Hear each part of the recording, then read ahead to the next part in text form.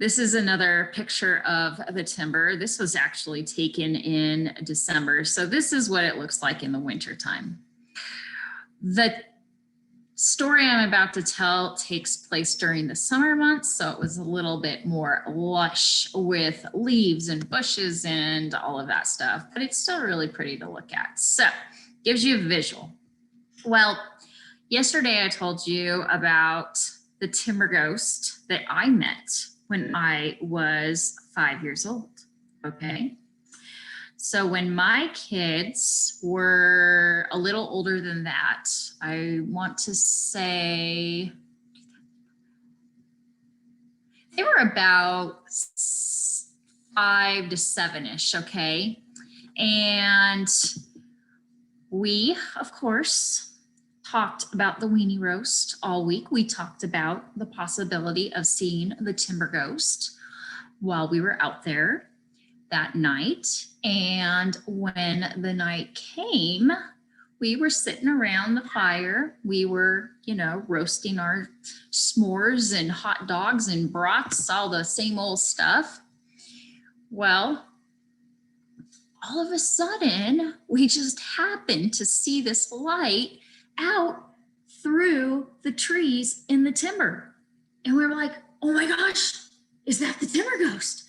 And of course, my brother and I, now that we're on the other side, we got our kids into this. So I have my 2 boys, Sean and Blake, and then we had my brother's triplet girls and their son, Jake. So all 6 kids go wide-eyed and they are looking around like crazy.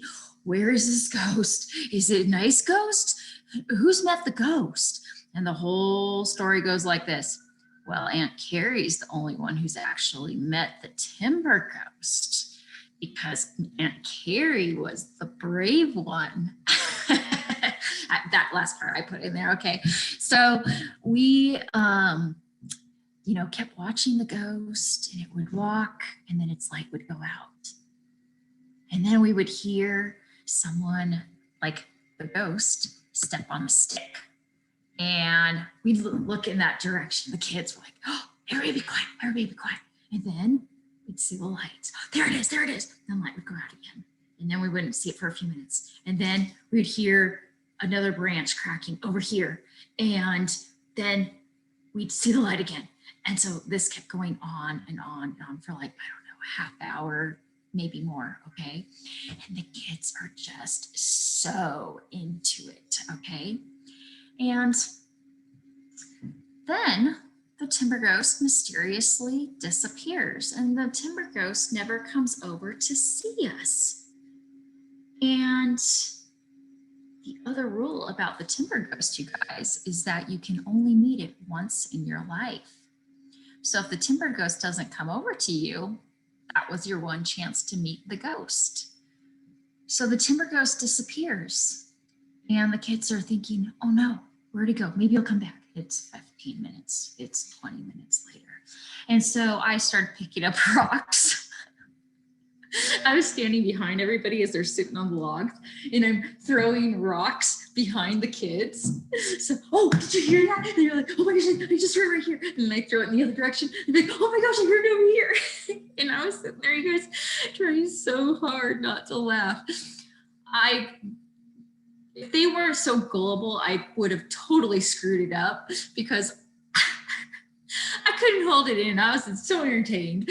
So anyway, finally I stop and the kids look at me and they are so devastated because they didn't get to meet the timber ghost.